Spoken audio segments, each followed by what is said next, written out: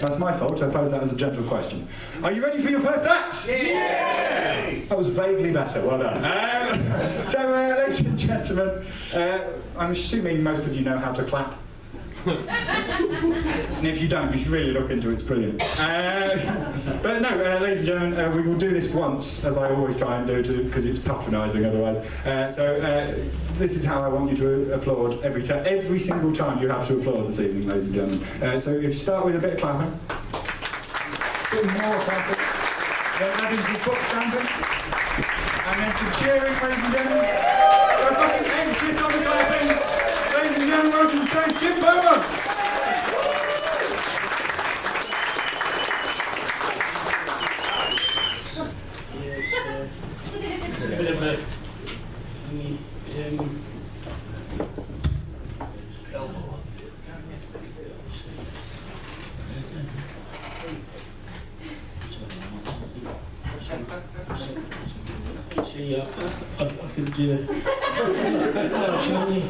Actually, in there, I'm a bit lazy. I thought that might be save me, holding this for 10 minutes. Actually, it might, because it's a bit heavy. Actually, it's a bit heavy. I'll put it right in, so save because the arm's a bit weak. The arm's lazy. I feel like I'm the outsider here, basically, because everybody's here to see Jake.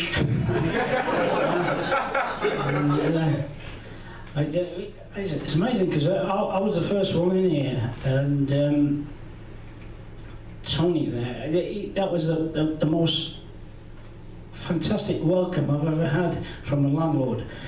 He came over, he said, very nice handshake. It was strong, but lovely. It was a bit special. It was special because landlords don't usually greet you like that, especially when you're not buying anything. Anyway, so I'm here anyway, so I made it, and it's lovely to be here, and I got a big surprise that there's so many people here to see me. Not to see me, but to see Jake. I've got to find his secret laser, because he lives in London and everybody in Northampton. That's what I can't understand.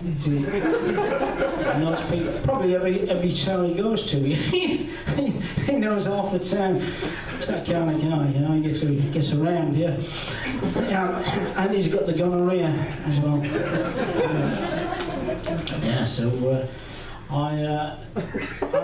I was thinking about it. Somebody said to me, I bet you couldn't, somebody the other day said to me, I bet you couldn't do anything. There's certain topics that you can't make funny. I said I don't think so. I think there's, you can make anything funny, He said, okay, come up with something funny on Syria.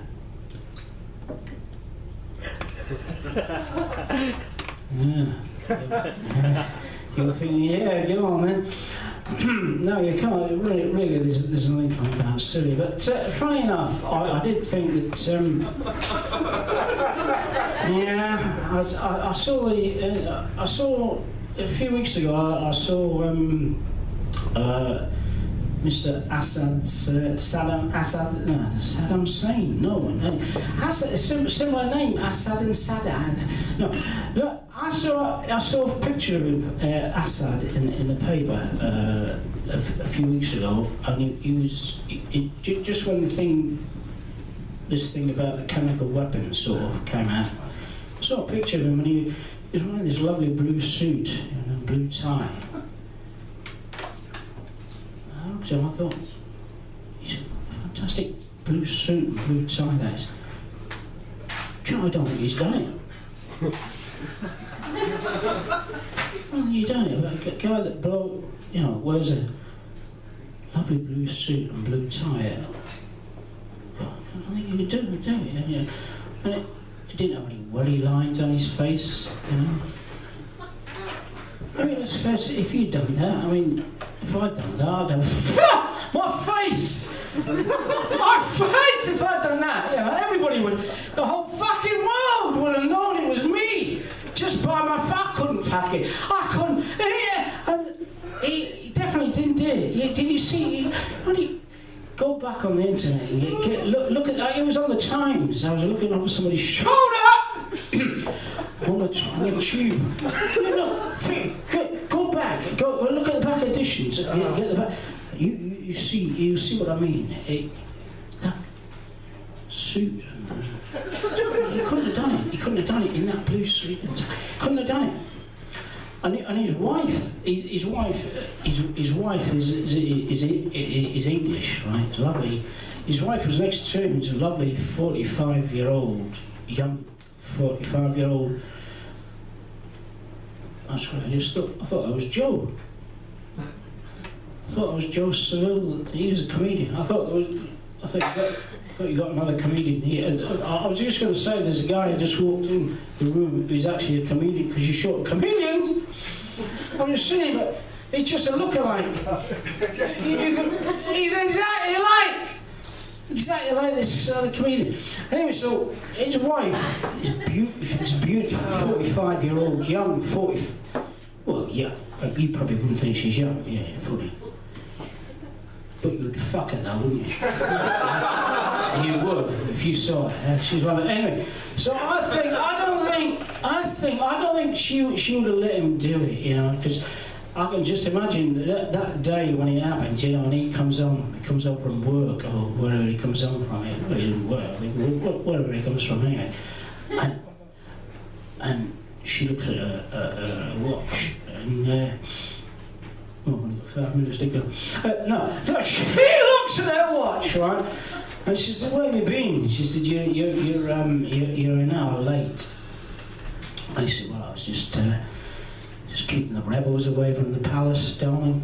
You don't want to lose your home, do you?" And she said, "Well, the children, our 2 boys came home from school today. You know, they were crying, being bullied. And they said that their mates had said that you'd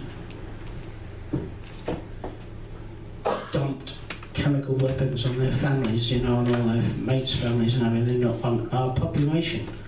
What have you got to say about that?" "Not me, darling. Wasn't me. Our generals, you know, my generals get big for their boots, especially Big Frank. You know. I'll have a word with him tomorrow.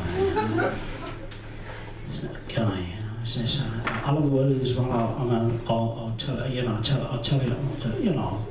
I'll have a word with him, because he's getting big, he's big for his boots. I'll let you know tomorrow, yeah, what happens.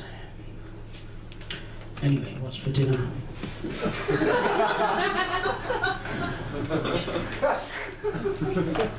"What's for dinner?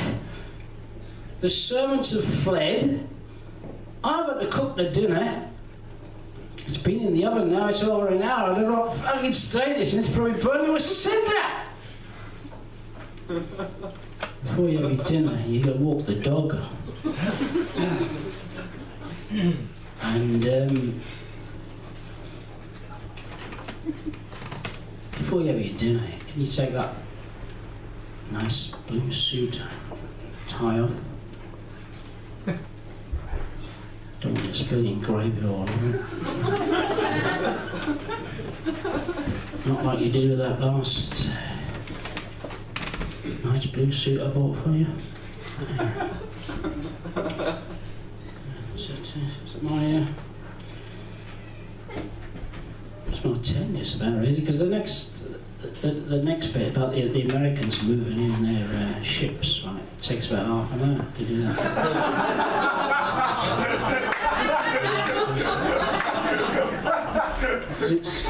It's all about, you know, you talk about dictionaries, you know, about that's a good point about the dictionaries. I found out, like, you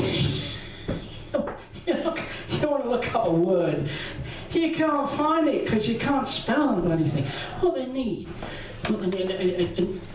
I think Tom, I think you're clever enough to do this. You're the only guy in the room, I think, who's clever enough to do this. Yes, I think so. Sorry, folks. Sorry, no, sorry. No, I don't know any of you. I shouldn't have said that. But there might be other people who could help Tom. Other clever people in the room that could help Tom out with. What you could come up with a dictionary, right? It's a misspelling dictionary, right? So a dictionary that no matter what word you can't spell, you look up, right? Like you pneumatic one, right? You're looking up pneumatic, right? And you look up, if you're thick, like Tom, you look up you look up ends, right? You look up, sorry, I didn't mean it. You look up N, right? You look up N, and then what was the next letter? E. You thought it was E. No, what letter would you, Chris, what letter would you look up after N? Eh? Yeah, you, me and you. We would look up you, wouldn't we? Me and you. E? Yeah.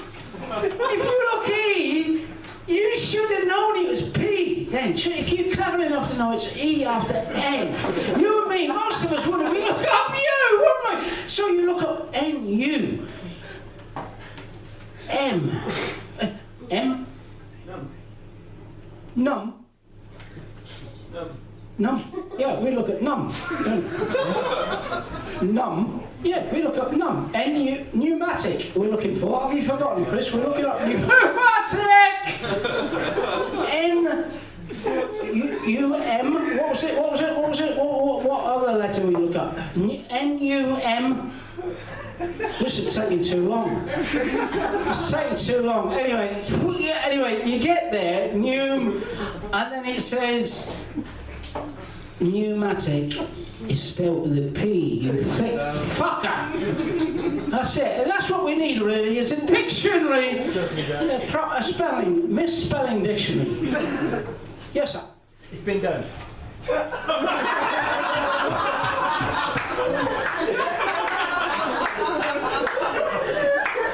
Why didn't you say that at the beginning?